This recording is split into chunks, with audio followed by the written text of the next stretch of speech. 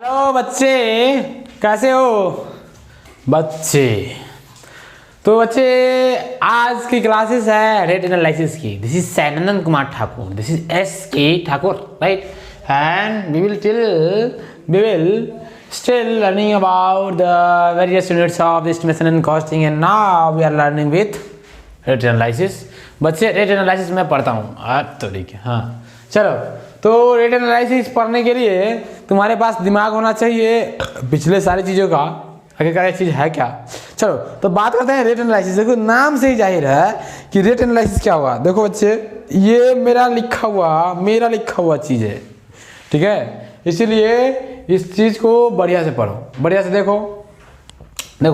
Rate analysis कहने का मतलब होता है कि आप बिल्डिंग का किसी कंपोनेंट उठाइए, कोई कंपोनेंट उठाइए और उस कंपोनेंट का रेट निकालिए उसके रिस्पेक्टिव यूनिट में। जैसे मान लीजिए आप जानते हैं मीटर क्यूब ब्रिक के हिसाब से, मीटर क्यूब अगर मान लीजिए आप जानते हैं कि जो कंक्रीट होता है उसका मेजरिंग यूनिट होता है मीटर क्यूब, क्यूबिक मीटर, ठीक है। तो हम लोग जब बिल्डिंग बनाते हैं तो उसमें बहुत क्यूबिक मीटर में कंक्रीट का इस्तेमाल किया जाता है। मतलब कि हो सकता है 5 metre cube, 6 metre cube, 7 metre cube, 10 metre cube, 20 metre cube, इस प्रकार के कंक्रीट का इस्तेमाल किया जाएगा। लेकिन उसमें से पर मीटर क्यूब खर्च क्या है बच्चे, उसको निकालने के लिए हम लोग बोलते हैं तो उसको बोलते हैं रेट एनालिसिस। क्या बोलते हैं? रेट एनालिसिस ना। मतलब कि रेट को एनालाइज करने का जो तरीका होगा उसको बोलेंगे बच्चे रेट एनालिसिस, ठीक है। चलो, ये मेरा जो पीछे जो PDF दिख रहा है इसीलिए है ताकि मैं स्पीड क्लास को बढ़ा सकूँ, है ना, मुझे लिखना नहीं पड़े, राइट, कोई दिक्कत नहीं। चलो, what ever the content of this figure, this figure contains all the comprehensive ideas and all the vibrant topics related to rate analysis, right? So don't try to escape this one। बच्चे आप इसको escape करने का प्रयास नहीं करें, ठीक है। चलो, तो पहली बात है रेट एनालिसिस कैसे है। Analysis of rate is determination of rate per unit of a particular item. यानी कि किसी पार्टिकुलर आइटम का अगर आप रेट निकालना चाहो तो एनालिसिस ऑफ रेट क्या करेगा, रेट क्या कराएगा, तो उस पार्टिकल का वो क्या कहलाएगा, एनालिसिस ऑफ रेट कहलाएगा। मतलब कि अगर रेट एनालिसिस करने का मतलब होता है कि यूनिट क्वांटिटी का आप रेट निकाल रहे हो, ठीक है। It includes the cost of materials, cost of labours, skilled और अनस्किल्ड लेबर दोनों को मिला लीजिए। स्किल्ड लेबर कौन होगा? जो ITI करके आया होगा। अनस्किल्ड लेबर कौन होगा? जो ITI नहीं किया होगा, जो 10वां पास होगा उसको बोलते हैं अनस्किल्ड लेबर। 10वां पास या फिर है ना जो 0 पर आउट है, मतलब कि जो अनपढ़ लोग हैं, जो बोरा ढोते हैं, जो मतलब कि ये कहिए कि उनका पढ़ाई लिखाई से कोई भी संबंध नहीं होता है, उनका एनालिटिकल अप्रोच नहीं होता है किसी काम में, तो उनको कहा देते हैं हम लोग वो अनस्किल्ड है, राइट। तो मतलब कि लेबर समझो, और ITI वाला मिस्त्री रहेगा, बात समझ में। तो स्किल्ड और अनस्किल्ड लेबर। और उसके बाद आता है वाटर चार्ज, पानी के खर्च, उसके अलावा लेबर के बारे में बात कर रही है, miscellaneous expenses, contractors benefits etcetera. तो रेट एनालिसिस इन सारी चीज़ों को डील करेगा बच्चे, है ना। तो ये सारा चीज़ इंपॉर्टेंट है for the point of rate analysis, है ना। कॉन्ट्रैक्टर्स बेनिफिट्स क्या है बच्चे, आप जानते हैं कि कॉन्ट्रैक्टर क्या होता है, एक ऐसा व्यक्ति होता है जो कॉन्ट्रैक्ट लेता है और उस पर काम करके मुनाफा कमाता है, नहीं। जैसे कि मान चलिए अगर मैं एक कॉन्ट्रैक्टर होता तो मैं क्या करता, बिहार सरकार से कोई कॉन्ट्रैक्ट लेता और उस पर काम करवाता, रोड में काम करवाता और उसके अनुसार से मुझे कुछ बेनिफिट्स मिलता, है ना। तो कॉन्ट्रैक्टर्स प्रॉफिट में होता ये है बच्चे कि लगभग पूरे कॉस्ट ऑफ कंस्ट्रक्शन का 10% जो कॉस्ट होगा वो कॉन्ट्रैक्टर्स प्रॉफिट के लिए रखा जाएगा उस, है ना, इसमें क्या बोलते हैं, जो मेरा रेट बनाया जाएगा, जो मेरा शेड्यूल बनाया जाएगा, जो मेरा है ना खर्च निकाला जाएगा, उस खर्च में 10% खर्च हम लोग कॉन्ट्रैक्टर्स बेनिफिट के लिए रखते हैं, है ना। थोड़ी ही देर के बाद आपको ऐसा लगेगा, है ना, कि हाँ आप कॉन्ट्रैक्टर्स को पूरे कॉस्ट का, बिल्डिंग का जो खर्च है उसका 10% रुपया कॉन्ट्रैक्टर को बेनिफिट के तौर पर दे रहे हैं। मतलब कि वो उसको फायदा होगा। ये समझिए अगर 100 करोड़ का कॉन्ट्रैक्ट है तो उसमें सूखा, मतलब कि ये साफ है कि 10 करोड़ पर रुपया कॉन्ट्रैक्टर को फायदा होना ही होना है, चाहे उसका कोई भी चीज़ हो जाए। नहीं, हद तक ऐसा होगा, बहुत हद तक ऐसा होगा कि 10 करोड़ से ज़्यादा रुपया खर्चा होगा, 10 करोड़ से ज़्यादा रुपया बचा लेगा वो।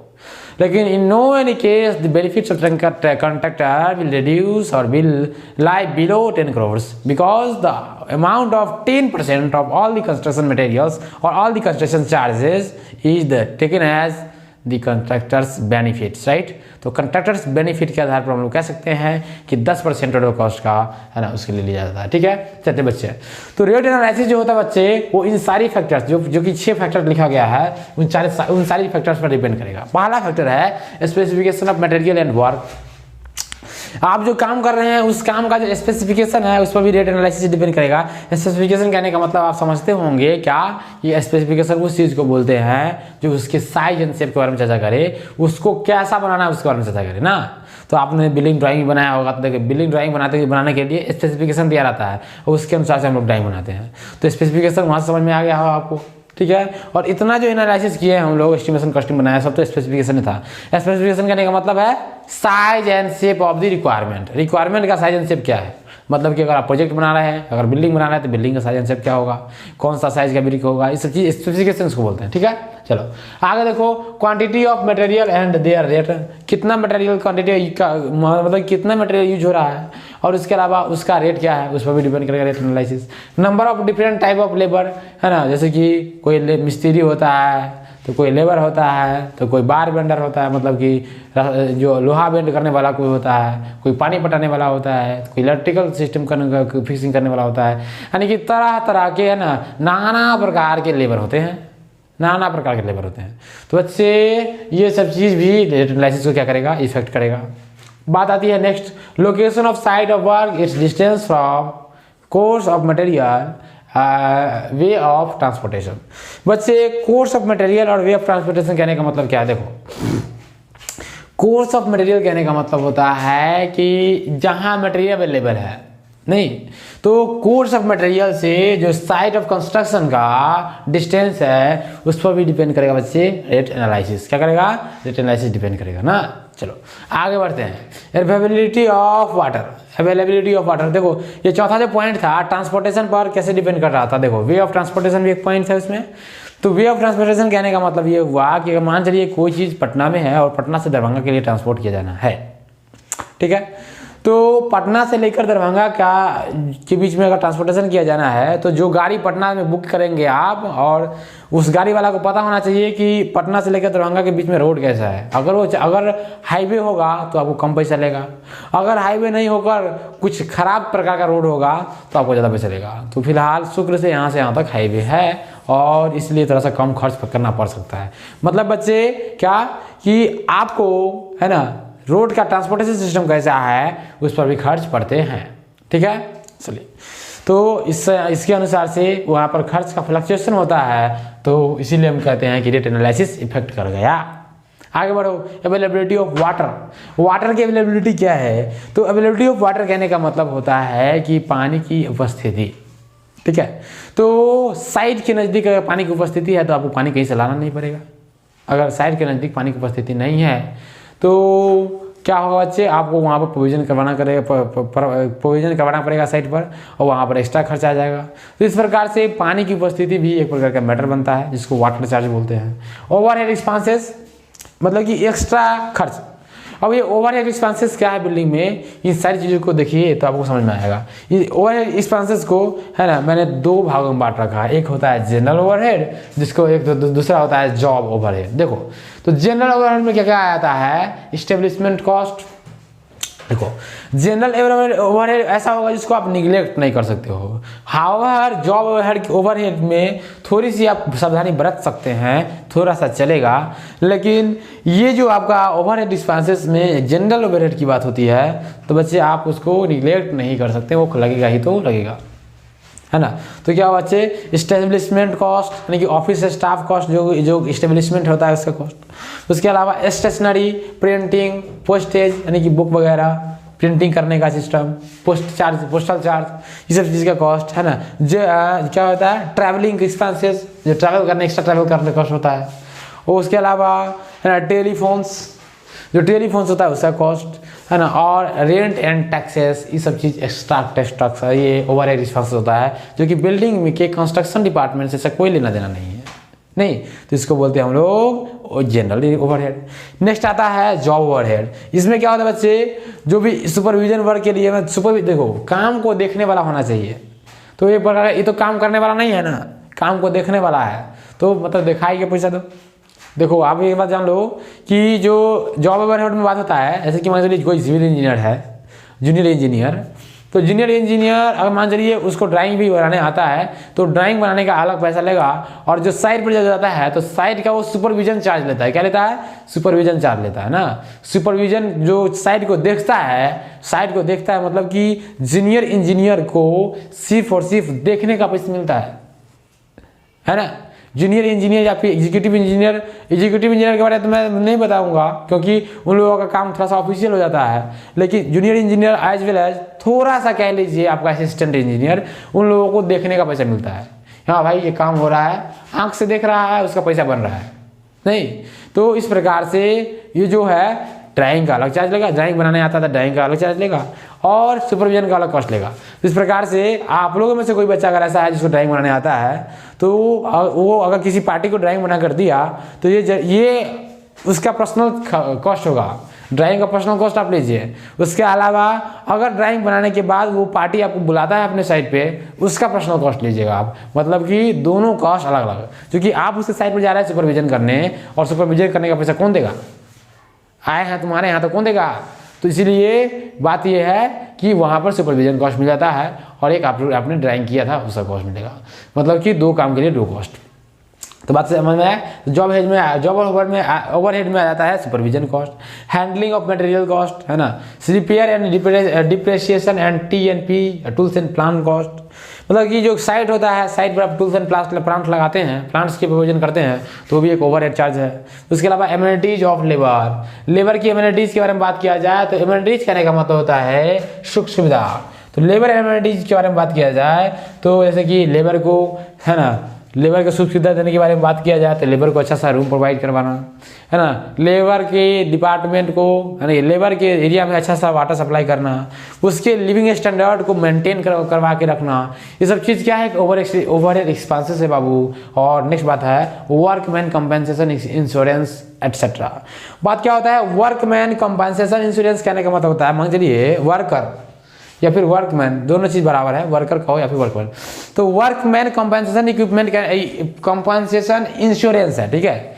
तो वर्कमैन कंपनसेशन इंश्योरेंस कहने का मतलब होता है कि मान चलो कोई भी, है ना, काम हो रहा है, ठीक है, तो कोई भी काम हो रहा है, उस केस में किसी प्रकार का लोगों में अगर मान चलिए लेबर में कोई डैमेज होता है, या फिर कोई भी वर्क, किसी प्रकार के कोई भी वर्कर में, चाहे वो जूनियर इंजीनियर हो, चाहे कोई भी हो, चाहे लेबर हो, चाहे मिस्त्री हो, किसी भी को अगर कोई डैमेज होता है तो सरकार के पास ये एक नियम बनाया गया है सरकार के द्वारा लोगों के पक्ष में, मतलब कि मजदूरों के पक्ष में, कि आपको अगर साइट में काम करने के दौरान अगर कुछ भी होता है तो आपको कंपेंसेशन साइट वाले को देना पड़ेगा, है। मतलब कि और मान लीजिए कोई आदमी लार्सन एंड टाउबर यानी कि L&T कंपनी में काम करता है, ठीक है। ऐसे मान लेता है, मैं ही मान लेता, दूसरे क्यों मानूं?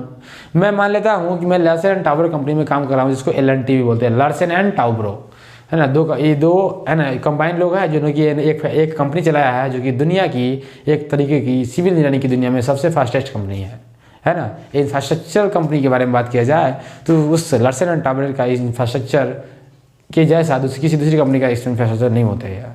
मतलब कि वो बहुत अच्छी कंपनी है यार। ये कहो कि L&T construction is the greater construction company, एक बहुराष्ट्रीय कंपनी है। तो वो क्या करता है बच्चे, मान चलिए मैं गया L&T में काम किया और मेरे काम करने के दौरान मुझे कुछ हो गया।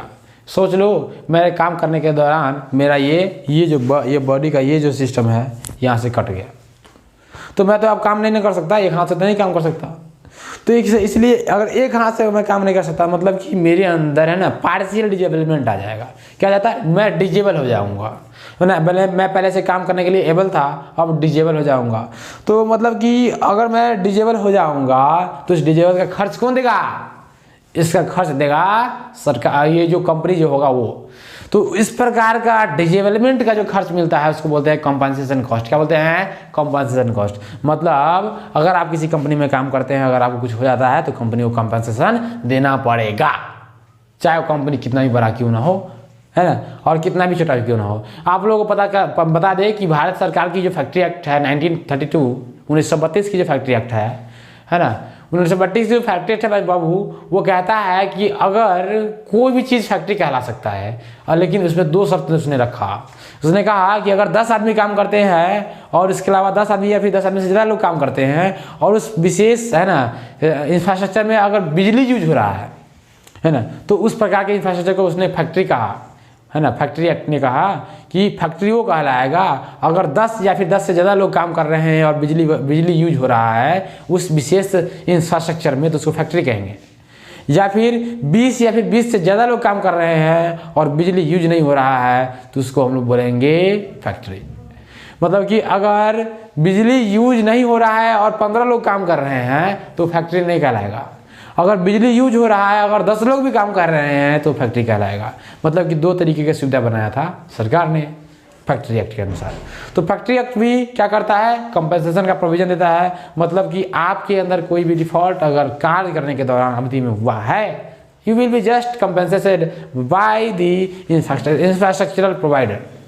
इंफ्रास्ट्रक्चर जो प्रोवाइड करवाने वाला है उससे आपको है ना लाभान्वित करवाया जाएगा, आपको कुछ न कुछ पैसा दिलवाया जाएगा कंपनसेशन के रूप में। ठीक है बच्चे, तो आपको समझ में आया वर्कमैन कंपनसेशन इंश्योरेंस क्या है। मतलब कि है ना वर्कर के कंपनसेशन की बीमा, इंश्योरेंस करने का होता है बीमा। तो वर्कर में किसी प्रकार की कोई भी डिफॉल्ट आता है तो उसका बीमा करवाना, ये भी एक प्रकार का क्या है, जॉब ओवरहेड है। अब आज बच्चे आगे बढ़ते हैं। देखो आगे वाली बात है, इसके अलावा है ना इंटरेस्ट ऑन इन्वेस्टमेंट, है ना, जो कि इन्वेस्ट करते हैं उसका जो इंटरेस्ट देना पड़ता है वो भी एक प्रकार का कंपनसेशन है, मतलब कि ओवरहेड है। और उसके बाद लॉसेस इन एडवांस, किसी भी प्रकार के एडवांस में जो लॉस होता है वो भी एक प्रकार का कंपनसेशन है। बाबू ये और ये टॉपिक जो था ये सब था ओवरहेड के बारे में। बच्चे ओवरहेड के बारे में देखो, प्रोविजन फॉर सम ओवरहेड के बारे में बात किया जाए, जैसे कि कंस्ट्रक्टर्स बेनिफिट एक प्रकार का ओवरहेड था। तो कंस्ट्रक्शन बेनिफिट जो था वो 10% ऑफ द टोटल कॉस्ट लिया जाता है बच्चे। कंस्ट्रक्शन का कॉस्ट का 10% है ना ओवरहेड के रूप में हम लोग लेते हैं। सेकेंड वन है वाटर चार्ज के लिए 1.5% है ना, टोटल कॉस्ट का कंस्ट्रक्शन का जो कॉस्ट होगा उसका 1.5% अमाउंट हम लोग वाटर चार्ज लेंगे। बच्चे ये दोनों पॉइंट याद रखना है ना, नहीं याद रहेगा ना तो तुम अशांत हो जाओगे लाइफ में। मतलब कि सिविल इंजीनियरिंग की दुनिया में ये सब चीज़ बहुत कोर चीज़ है ना। डायरेक्ट हिटिंग क्वेश्चन आता है बाबू, क्या बताया तुमको हम, मतलब कि पूरा हिटिंग क्वेश्चन आता है कि कितना % होता है बताओ। और उस केस में तुमको याद नहीं रहेगा तो तुम कर देगा, फिर क्या पूछ दिया, तो करने से कोई फायदा नहीं मिलने वाला है, इसलिए याद कर जाओ, है ना। जो भी एग्जामिनेशन होता है जैसे कि दिल्ली मेट्रो रेल एग्जामिनेशन, इसके अलावा स्टाफ सिलेक्शन कमीशन का एग्जामिनेशन, उसके अलावा जो भी एग्जामिनेशन आज तक लिए जाते हैं, अगर इस प्रकार से अगर रेट एनालिसिस से क्वेश्चन तो आता ही आता है। Rate analysis is vibrant chapter और इसमें मैं आपको कंटेंट भी खूब दूंगा, है ना। तो इसीलिए बच्चे परेशान नहीं होना है, परेशान होने की बात नहीं है। चलो तो बात समझ में, प्रोविजन फॉर सम ओवरहेड में मैंने 2 ओवरहेड के बारे में चर्चा किया, एक वाटर चार्ज के बारे में और एक कंस्ट्रक्शन बेनिफिट के बारे में। कंस्ट्रक्शन बेनिफिट किसको मिलेगा, कॉन्ट्रैक्टर को मिलेगा, इसीलिए कॉन्ट्रैक्टर्स बेनिफिट भी है, यानी कॉन्ट्रैक्टर्स प्रॉफिट भी 10% लेते हैं टोटल कॉस्ट कंस्ट्रक्शन का। ठीक है, तो ये है कंस्ट्रक्शन बेनिफिट का, ये तो या फिर कॉन्ट्रैक्टर्स प्रॉफिट का, ये तो क्या होगा 10% of the total cost of the construction. सही समझ में आया। मैंने 100 करोड़ का उदाहरण देकर बताया था, अगर 100 करोड़ का बिल्डिंग बन रहा है उसमें 10 करोड़ फायदा होगा कॉन्ट्रैक्टर को, ये बात तय है। उसके अलावा वो जितना फायदा उठा ले, this is the way, right. Now अब आता है आगे analysis of rate of cement, analysis of cement concrete, है ना, 1:2:4। तो मेरे बच्चों एवं बच्चियों, है ना, कान खोलकर और आंख, है ना, आंख और कान दोनों खोल के रखो। और उसके बाद देखो बच्चों एवं बच्चियों, कान खोलकर आंख देखो, ठीक है। देखो क्या है बच्चे, हमको एनालिसिस करना है, यानी रेट एनालिसिस करना है किसका, 1:2:4 कंक्रीट का। क्या करना है, 1:2:4 कंक्रीट का हमको रेट एनालिसिस करना है। देखो ये मिक्स प्रोपोर्शन जो बच्चे, इस मिक्स प्रोपोर्शन को देखो, मतलब कि एक भाग सीमेंट का, दूसरा भाग सैंड का और तीसरा 2 भाग सैंड का और 4 भाग है ना एग्रीगेट का। एग्रीगेट मतलब कि बोले तो स्टोन एग्रीगेट का ना। तो ये इस प्रकार का सिस्टम है। तो बच्चे मैं आपको कुछ बता दूं इस टॉपिक के अनुसार। तो बताइए स्टूडेंट्स, होता ये है कि आप जो चीज़ लेते हैं, ऐसे कि है ना, मैं मान लेता हूँ कि 10 क्यूबिक मीटर कंक्रीट का मैं, है ना, क्यों लेकर मैं कंसीडर कर रहा हूँ। इस सबसे मिलकर क्या बनेगा, एक कंक्रीट बनेगा ना, वो कंक्रीट बनेगा, है ना। तो कंक्रीट जो बनेगा वो मैं मान लेता हूँ कंक्रीट का अमाउंट मैं ले लेता हूँ 10 मीटर क्यूब, और 10 मीटर क्यूब को लेकर के मैं क्या करता हूँ, एक प्रकार का एनालिसिस करता हूँ। देखिए स्टूडेंट्स क्या होता है, मैं जानता हूँ यहाँ पर दिया गया 10 मीटर क्यूबिक मीटर कंक्रीट जो है उसमें मैं बात करूँ तो ये वेट वॉल्यूम दिया गया है। क्या दिया गया है, वेट वॉल्यूम दिया गया है, मतलब भीगा हुआ वॉल्यूम। बच्चे क्या होता है कि भीगा हुआ वॉल्यूम और सूखा हुआ वॉल्यूम में अंतर होता है। क्या होता है, अंतर होता है, क्योंकि सूखे हुए वॉल्यूम में है ना एयर पार्टिकल ज़्यादा होता है ना, एयर पार्टिकल में वाइट्स ज़्यादा होंगे, जिसके कारण सूखा हुआ वॉल्यूम ज़्यादा होगा एज कम्पेयर टू गीला हुआ वॉल्यूम। तो बच्चे देखो क्या हो गया, होता क्या है कि ये दे दिया क्या आपको वेट वॉल्यूम। तो आप यहाँ से एक टर्म आपको इसको याद रखिएगा, ये जो टर्म है ये टर्म आप लोग याद रखिएगा, है ना, ये टर्म है इसको याद रखना बच्चे। क्या कहता है, dry volume of concrete is increased by 50% से 55% of the wet volume. Wet volume जो होगा, अगर ये मान चलिए 10 क्यूबिक मीटर वेट वॉल्यूम दे दिया इसने, तो ड्राई वॉल्यूम जो होगा 10 क्यूबिक मीटर का 55% इंक्रीज कर जाएगा ना, समझ में आएगा। तो इसीलिए बच्चे ड्राई वॉल्यूम निकालो। तो ये जो मिक्स प्रोपोर्शन लिया गया है, मिक्स प्रोपोर्शन जो लिया गया है बच्चे, वो किसका लिया गया है, ड्राई वॉल्यूम का लिया गया है। क्योंकि आप जानते हो है ना, सूखा हुआ सीमेंट डालते हैं हम लोग, सूखा हुआ बालू डालते हैं, सूखा हुआ गिट्टी डालते हैं। तो ये सूखा हुआ चीज़ डालेंगे तो सूखा हुआ वॉल्यूम चाहिए ना। और मैं बात कर रहा हूँ ये जो 10 क्यूबिक मीटर है वो मैं वेट वॉल्यूम के बारे में बात कर रहा हूँ। तो वेट वॉल्यूम को मैं अब क्या कर रहा हूँ, ड्राई वॉल्यूम में चेंज कर रहा हूँ बच्चे। तो इस केस में देखो 50 से लेकर 55% तक का फ्लक्चुएशन हो सकता है। तो मैंने मान लिया है ना 52%, और तुम लोग भी यही मानना 52% वॉल्यूम जो है मैं मान लेता हूँ कि ड्राई वॉल्यूम जो होगा वेट वॉल्यूम से 52% इंक्रीज कर जाएगा। कितना परसेंट इंक्रीज करेगा, 52%। तुम लोग ये भी मान के बनाना, क्योंकि 52% का जो सिस्टम होता है, और एग्जामिनेशन में भी अगर ये आ जाए कितना परसेंट होगा तो 52% नहीं मारना है तो है, ठीक है। क्योंकि ये जो चीज़ दिया है 50% से 55% वो सब बुक में वेरी वेरी करता रहता है, इसलिए this is the constant thing and you have to follow it. However range यही रहेगा, ठीक है। चलो तो यहाँ से ड्राई वॉल्यूम कितना हो जाएगा बाबू, है ना 10 + 10 का 52% हुआ कि नहीं हुआ, 52% ऑफ 10 का। तो ड्राई वॉल्यूम बढ़ गया, कितना जाएगा 10 प्लस में 52% किसका, 10 का। तो दोनों को बढ़ाओ कितना हो जाएगा, 10 + 52% किसका, 10 का। तो 10 का 52% निकाला, 10 का के लिए मल्टीप्लाई 52%, 52/100 काटो। ये हो गया 10 कितना टाइम्स करेगा, 5.2, यानी 5.2 बचेगा। क्या आ जाएगा, 5.2। तो यहाँ 10 + 5.2 कितना हो जाएगा, 15.2 क्यूबिक मीटर आपको ड्राई वॉल्यूम मिला। अब देखिए बच्चे, ये है आपका मिक्स प्रोपोर्शन। क्या है, मिक्स प्रोपोर्शन, यानी कि इस मिक्स प्रोपोर्शन जो है ना, इससे मिला के बनाना है आपको 15.2 मीटर क्यूब कंक्रीट। मतलब कि इस मिक्स प्रोपोर्शन, ये ड्राई मिक्स जो है ये इसके लिए है, मतलब कि ड्राई वॉल्यूम के लिए। अब आ गया ड्राई वॉल्यूम ये है या ड्राई मिक्स प्रोपोर्शन, ठीक है।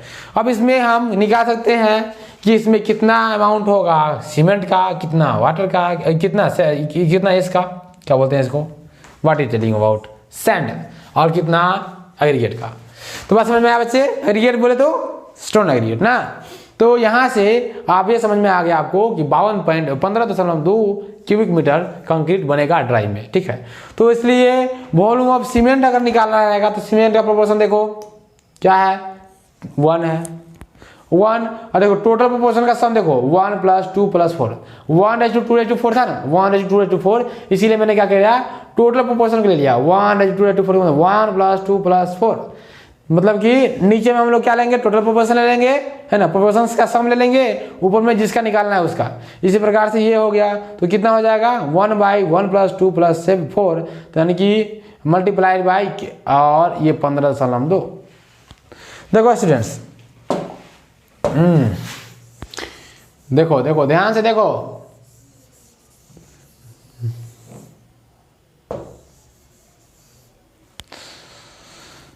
अच्छा देखो मैं बता रहा था कि मेरे पास 15.2% का 15.2 मीटर क्यूब कंक्रीट है ना। इसमें अगर हम 1:2, 2:4 रख रहे हैं तो इसमें सीमेंट का अमाउंट कितना होगा, तो इसके लिए 1 बटा इन सभी का सम 1 + 2 + 4 मल्टीप्लाइड बाई इससे ले रहे हैं ना बाबू, तो इसका यानी कि 15.2, तो ये मिल के हमको दे देगा क्या, ये हमको मिल के दे देगा है ना सीमेंट की क्वांटिटी। कितना है सीमेंट की क्वांटिटी निकालो, देखो 2.17 क्यूबिक मीटर, क्या निकल जाएगा 2.17 क्यूबिक, मतलब 2.2 क्यूबिक मीटर। इतना समझ में आ गया, इतना मीटर क्यूब आपको सीमेंट चाहिए। और बताइए बाबू ये बताइए कि 2.2 क्यूबिक मीटर सीमेंट चाहिए आपको, और आप जानते हैं कि सीमेंट को हम लोग बैग्स में मापते हैं, किसमें मापते हैं, नंबर ऑफ बैग्स में मापते हैं, है ना। तो आपको ये भी पता होगा है ना कि 1 मीटर कंक्रीट में 1 मीटर क्यूब कंक्रीट तैयार करने के लिए है ना 30 बैग्स लगते हैं। कितने बैग्स लगते हैं, 30 बैग लगते हैं। कितने बैग लगते हैं, 30 बैग में आपका 1 मीटर क्यूब कंक्रीट तैयार होगा, है ना, 1 मीटर क्यूब कंक्रीट तैयार होगा। आप ये भाई जान लीजिए बच्चे कि ये जो वैल्यू है ना, ये जो वैल्यू था ये DMRC के एग्जामिनेशन में पूछा गया वैल्यू है कि 1 मीटर क्यूब कंक्रीट तैयार करने के लिए कितना बैग लगेगा सीमेंट का, और उसमें ऑप्शन था 28 बैग, 30 बैग, 32 बैग, कुछ नहीं। आंसर क्या होगा, 30 बैग होगा। बस समझ में आया। तो मैं जानता हूं कि 30 बैग लगता है 1 मीटर क्यूब कंक्रीट बनाने में, है ना। तो बताओ इतना 1 मीटर क्यूब है कंक्रीट का, ये मतलब कि क्या हो जाएगा बच्चे, मतलब देखो कंक्रीट के बारे में बात कर रहा था मैं, सॉरी, इतना क्यूबिक मीटर आपको सीमेंट क्वांटिटी चाहिए, और 1 मीटर क्यूब सीमेंट क्वांटिटी में आप जानते हैं कि 30 बैग लगता है बच्चे, नॉट कंक्रीट क्वांटिटी, मैं सीमेंट क्वांटिटी के बारे में बात कर रहा हूँ, ठीक है। तो 1 मीटर क्यूब सीमेंट क्वांटिटी में आपको चाहिए 30 बैग। आप बताइए ये कितना है, 2.2 है ना, तो 30 में 2.2 से मल्टीप्लाई कर दो, है ना, सिंपल है ना, एक नियम है, यूनिटरी मेथड। 30 में 2.2 से मल्टीप्लाई कर दोगे तो आपको मिल जाएगा 66 बैग। क्या मिलेगा, 66 बैग आपको चाहिएगा, क्या सीमेंट मिल जाए, मतलब सीमेंट का 66 का बोरा आपको चाहिए, है ना। ये 15.2 सेंटीमीटर क्यूब बनाने में, 2 मीटर क्यूब कंक्रीट बनाने में, राइट, 66 का बोरा सीमेंट चाहिए। इसी प्रकार से अगर सैंड की वॉल्यूम निकाले तो बताओ सैंड की वॉल्यूम क्या हो जाएगा, सैंड का प्रोपोर्शन क्या था 2 डिवाइडेड बाय क्या हो जाएगा 7, 2/7 मल्टीप्लाई बाई 15.2। 7 क्या हो गया, मतलब 7 मतलब कि 1 + 2 + 4, है ना। तो 2 क्या था, इसका था, इसीलिए मैंने ले लिया 2/1 + 2 + 4 मल्टीप्लाइड बाई 15.2। तो ये हो गया किसका, सैंड का। तो इसके अनुसार से ये 4.4 क्यूबिक मीटर आ गया। और सैंड को बच्चे हम लोग मीटर क्यूब में ही मापते हैं, तो इसलिए इसको मीटर क्यूब में ही छोड़ दो। और मिल गया मेरे पास वॉल्यूम ऑफ स्टोन एग्रीगेट, है ना, मतलब कि जो मेरा गिट्टी है उसका वॉल्यूम क्या होगा, देखो इसका मिक्स प्रोपोर्शन कितना है, 4 है। तो 4 है तो देखो इसका मिक्स प्रोपोर्शन 2 था, इसमें अगर 2 से मल्टीप्लाई कर दोगे तो 2 दूना 4 हो जाएगा, मतलब कि इतना हो जाएगा ना। यानी कि इसके मिक्स प्रोपोर्शन में ये अगर 2 का था तो 4.4 था, और ये अगर 4 का होगा तो उसमें 2 से मल्टीप्लाई कर दो, सिंपली आ जाएगा। अगर नहीं करना है तो क्या करो, 4/1 + 2 + 4 मल्टीप्लाइड बाई 15.2, ठीक है। तो ये आपका मिल गया क्या, ये आपका मिल गया, है ना, वॉल्यूम ऑफ स्टोन एग्रीगेट। मैंने सिंपली क्या कर दिया, यहाँ से मैंने क्या किया था 4.4 मैंने निकाला था, उसको 2 से मल्टीप्लाई करके 8.8 कर दिया था फ्रॉम, क्योंकि ये अगर 2 का पार्टिसिपेशन कर रहा था तो 4.4 था, इसलिए अगर 4 का पार्टिसिपेशन कर गया तो इसका 2 गुना हो जाएगा ना। तो इसके अनुसार से मैंने कर दिया था, कोई बात नहीं। अगर आप ऐसे भी कर सकते हैं, ऐसे भी कर सकते हैं। तो इस प्रकार से आपको मिल गया सैंड का वॉल्यूम मिल गया, है ना, एग्रीगेट का वॉल्यूम मिल गया, स्टोन एग्रीगेट का वॉल्यूम मिल गया। अगर आप इसके बाद देखिएगा तो क्या मिलेगा, देखिए स्टूडेंट्स, चलिए देखो, फ्रेश है ना, नोट कर लो, फ्रेश है नोट कर लो, फ्रेश है नोट कर लो।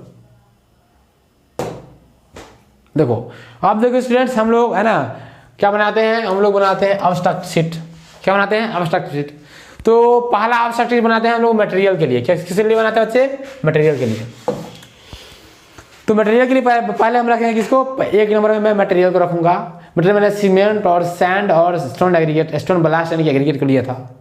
तो मेरे पास सीमेंट की क्वांटिटी मिली थी इतना सेंटीमीटर क्यूब, है ना, यानी 66 बैग, और पर बैग के हिसाब से इतना रेट लगाया था मैंने, जिसके लिए उतना अमाउंट हमको मिल गया।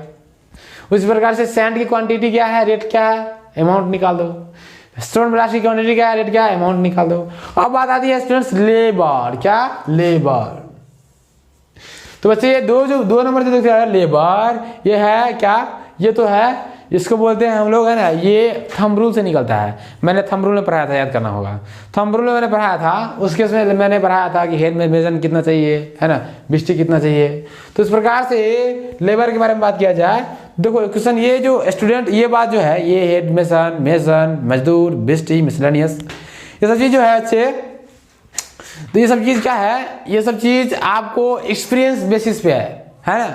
तो आप इस बार इस प्रकार की प्रॉब्लम एक दो चार करो और उसके अनुसार से इसका अमाउंट फिक्स कर लेना, है ना। तो मान के चला मैंने हेड मेजन आधा दिन काम करवाया और इसका रेट लगाया 800 रुपया पर डे के हिसाब से, है ना। और जिसके लिए अगर मैं इसको इससे रेट से मल्टीप्लाई कर दूंगा तो मेरे पास 400 रुपया खर्च निकल जाएगा हेड मेजन का। मेजन जो होगा मैंने 2 लगाया, जिसके कारण मेरा मिल गया है ना 600 रुपया का मैंने इसका रेट लगाया था, तो 6 दूना 1200 रुपया से खर्चा हो जाएगा। तीसरा देखो मजदूर के बारे में बात कर रहा मैं, 16 मजदूर मैंने लगाया, प्रत्येक का रेट लगाया 400 रुपये के हिसाब से, है ना। अगर तुम्हारा मन है कि नहीं हम यहाँ पर 350 रुपया लिखेंगे तो तुम लिख सकता है, तुम्हारा गलती नहीं होगा, एग्जामिनेशन में गलती नहीं होगा। ऐसा मत सोचना कि ये सर ये याद करके रखना है क्या, नहीं, ऐसी बात नहीं है। तुमसे क्वेश्चन पूछने वाला, फ्रेम करने वाला ये जानना चाहता है कि तुमको ये प्रोसेस आती है कि नहीं आती है। What ever the rate is not, तुम्हारे आसपास में जो रेट होगा उसी को लगा देना। तुम्हारे गांव घर के आसपास में जो, अगर मान चलो तुम्हारे गांव घर के आसपास में 500 रुपया देता होगा मेसन को, तो 500 रुपया रेट लगाना। बात समझ में आ रही क्या। तो मेसन के हिसाब से आप देख सकते हैं, तो मैंने लगा दिया RS 600 रुपया पर डे के हिसाब से। तो कितना मिल गया मैं, मतलब देखो यहाँ पर मैं बात कर रहा हूँ क्वांटिटी मेसन के रूप में, तो यहाँ पर डे के हिसाब से नहीं, मैं एक मेसन के बारे में बात करूंगा कि एक मेसन का 800 रुपया लगता है। क्योंकि मैंने क्या कर दिया, डे वर्क को एक है ना यूनिट में कन्वर्ट कर दिया है, तो इसके कारण ये सब चीज़ क्या है, एक यूनिट में है, इसलिए ये डे वर्क में नहीं है। एक विशेष यूनिट के लिए इतना खर्च है। अगर 2 यूनिट के बारे में बात किया जाए, यानी कि 2 मेसन के बारे में बात किया जाए, तो इसका दुगुना हो जाएगा। 16 मजदूर है तो 16 गुना 400 बराबर 6400 रुपया हो जाएगा। इस प्रकार से बिस्टी जो होता है बच्चे, काम करने वाला एक प्रकार मजदूर का टाइप होता है, और उसके वो क्या करता है बच्चे, उसका मैंने दो क्वान्टिटी दे दिया, है ना। तो उसने 300 रुपया का मैंने रेट लगाया उसका, और 3 दूना 600 रुपया इसका टोटल कॉस्ट हो जाएगा। तो इस प्रकार से आपको ये सब चीज़ दिख रहा है। क्योंकि मैंने मिसलेनियस जो आइटम होता है बच्चे, उसमें हम लोग लंप सम आइटम को ले लेते हैं। लंप सम आइटम करने का मतलब है ना इधर उधर का कॉस्ट, मतलब कि इधर उधर का कॉस्ट जो होगा, मैंने लंप सम आइटम के लिए मैंने 500 रुपये ले लिया।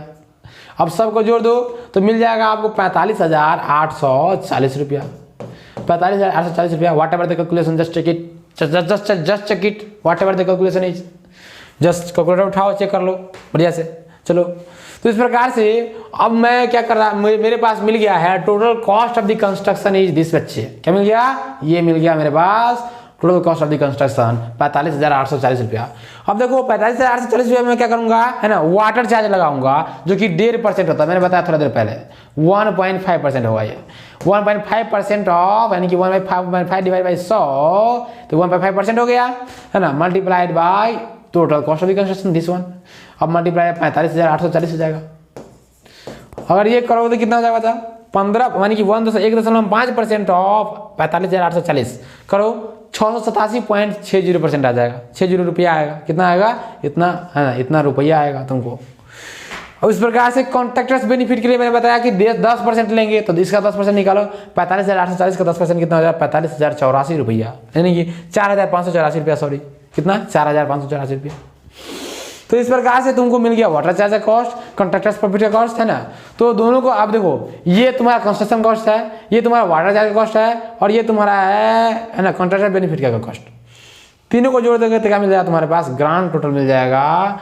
और ये ग्रांड टोटल मिल गया इतना। तो बच्चे देखो, अब ये तो ग्रांड टोटल मिला है हमको, लगभग मिला है 51,111.60 रुपया, है ना, रुपया इतना मिला है तुमको, है ना। ये मिला क्या, मतलब कि 10 सेंटीमीटर कंक्रीट मैंने जब 10 मीटर क्यूब कंक्रीट में जब तैयार कर रहा था, उसके लिए मुझे इतना पैसा खर्चा करना पड़ गया।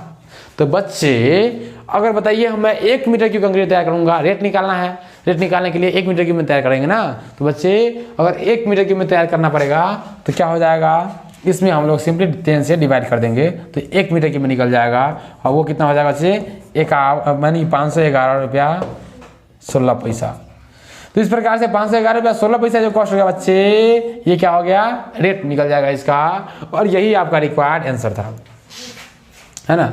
तो 511 रुपया 16 पैसा है, तो आप इस 5,111 रुपया 16 पैसा है, तो आप इसको राउंड ऑफ वैल्यू में 5200 रुपया भी ले सकते हैं, कोई दिक्कत नहीं है। मतलब कि 5200 रुपया पर क्यूबिक मीटर के हिसाब से आपको, है ना, खर्चा करना पड़ेगा। देखो बच्चे, कहीं गड़बड़ सड़बड़ तो नहीं हुआ। 51,111 था, इसको 10 से डिवाइड करोगे तो यहाँ कितना आ जाएगा 5,111, तो मैंने यहाँ तो 511 लिख दिया, ये हो गया ना। तो आया समझ में, मतलब कि आपको यहाँ से समझ में आया होगा कि रेट एनालिसिस करने के दौरान आप इन सारी चीज़ों का ध्यान रखते हैं कि नहीं रखते हैं। ठीक है बच्चे, तो आप, है ना, जो चीज़ इसमें बताया गया है आप उसको बार बार समझिए, है ना। आपको समझ में आ ही गया होगा, क्योंकि बहुत ज़्यादा चीज़ कोई डिफिकल्ट था नहीं। जस्ट मैं रिकेप कर देता हूँ एक बार और, ताकि आप लोगों को दिक्कत ना हो। क्या था, मेरे पास इसको एनालिसिस करने के लिए दिया गया था, मैंने क्या कर लिया, मैंने 10 क्यूबिक मीटर का है ना वेट वॉल्यूम बना, तो मतलब वेट वॉल्यूम का है ना 52% मैंने बढ़ा दिया ड्राई वॉल्यूम प्राप्त करने के लिए, और ये वैल्यू है ना याद करने के लिए बोल दिया मैंने कि याद कर लेना इसको। तो 52% बढ़ाऊंगा तो ड्राई वॉल्यूम कितना मिल जाएगा बच्चे, 1502 मिल जाएगा। अब इसमें मिक्स प्रोपोर्शन के अनुसार से क्वांटिटी निकालेंगे तो कैसे निकलेगा, इसका मिक्स प्रोपोर्शन में पार्टिसिपेशन 1 का था, इसलिए 1 divided by total mix proportion का सम हो जाएगा, रेशियोज का सम, देखो मिक्स रेशियोज का सम है ना 1 + 2 + 4, है ना, मल्टीप्लाई पे कितना होगा, टोटल अमाउंट क्या है वो निकाल दो, तो क्या इसका भाग निकल जाएगा, सीमेंट का भाग इतना आया, सीमेंट का भाग 2 एक साथ, जिसको मैंने राउंड अप करके 2 ले लिया, है ना। तो क्या होगा बच्चे, अब यहाँ से अगर मैं इसका 202 क्यूबिक मीटर दिया हुआ है, और अगर मैं इसकी क्वांटिटी निकालना चाहूँ तो क्या हो जाए, क्योंकि 1 मीटर क्यूब में 30 बैग लग रहे थे, इसलिए इतना मीटर क्यूब में आपको 30 गुना 202 लग जाएंगे, 600 बैग लगेंगे। उसके बाद मैंने क्या किया बच्चे, सैंड का वॉल्यूम लिया, है ना। सैंड का वॉल्यूम कैसे निकाला मैंने, 2/7 कर दिया, मतलब 2 sum of the all the ratios multiply by the total quantity, है ना। और इसको क्वांटिटी करने के बाद मैंने 4 प्राप्त किया एज ए, है ना, वॉल्यूम ऑफ द सैंड। उस प्रकार से अगर ये मतलब कि इसको निकालने का मैंने तो 2 तरीका बताया, है ना, वॉल्यूम ऑफ एग्रीगेट निकालने का।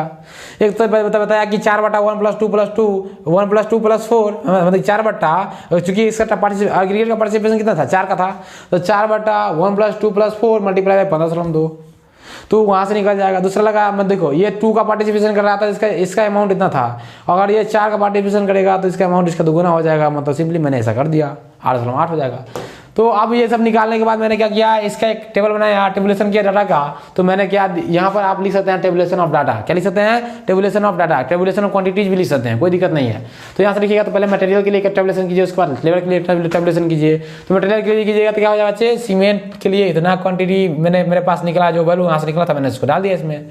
अब यहाँ से देखो, मैं सीमेंट का रेट लगा दिया कि इतने 450 रुपये पर बैग सीमेंट देता है, मैंने इसका रेट लगा दिया 450 रुपये पर बैग सीमेंट देता है।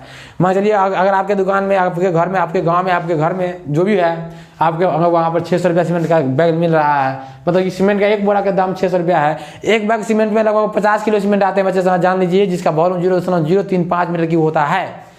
दिमाग में घुस रहा है बात कि नहीं घुस रहा है, एक बैग में 50 किलो सीमेंट होता है, ठीक है, जिसमें 0.035 अप्रोक्सीमेटली 0.034 मीटर की कंक्रीट पाया जाता है, 4 मीटर क्यों सीमेंट पाया जाता है। मतलब कि आप इसको याद रखना, इसको भूलना मत।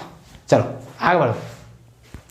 तो इसके अनुसार से मैं, ये चीज़ है, सैंड के बारे में बात किया तो इतना क्वांटिटी मिला, इसका रेट लगा दिया 450 रुपया पर क्यूबिक मीटर के हिसाब से, जो इसका मेजरिंग यूनिट है उसी में रेट लगाते हैं बच्चे, ठीक है। तो यहाँ से लगाओ तो कितना हो जाएगा, 5280 रुपया। देखो यहाँ पर मेरे पास 2 यूनिट था, क्यूबिक मीटर भी था और बैग भी था, तो मैंने बैग में रेट लगाया, तो इसलिए बैग से मल्टीप्लाई कर दिया मैंने इसको, ठीक है। अब देखो लेबर है, तो लेबर हेड मेसन आ गया, उसके अनुसार से ये वैल्यू मैंने रैंड अप ले लिया, और यहाँ से मिल गया मेरे 45,800 रुपये 80 रुपया। जैसे वाटर चार्ज अप्लाई किया तो इतना रुपया आ गया, और कंट्रैक्टर्स प्रॉफिट आ गया इतना रुपया। मैंने तीनों को सम कर दिया, एक कंस्ट्रक्शन कॉस्ट था, ये वाटर चार्ज है, एक बेनिफिट है, तीनों को जोड़ दिया, मेरे पास कॉन्ट्रैक्टर मिल गया। और रेट निकालने के लिए मैंने क्या कर दिया, क्योंकि 10 सेंटीमीटर का कंसिडरेशन मैंने कर रहा था, मुझे 1 मीटर क्यूब पर निकालना है, इसलिए पर 1 मीटर क्यूब 5200 रुपये खर्च आएगा। तो ये सब टोटल अबाउट था रेट एनालिसिस के बारे में स्टूडेंट्स। तो आगे बचे हुए चीज़ के बारे में आगे पढ़ेंगे, मिले रहिए हमारे साथ, बने रहिए, धन्यवाद।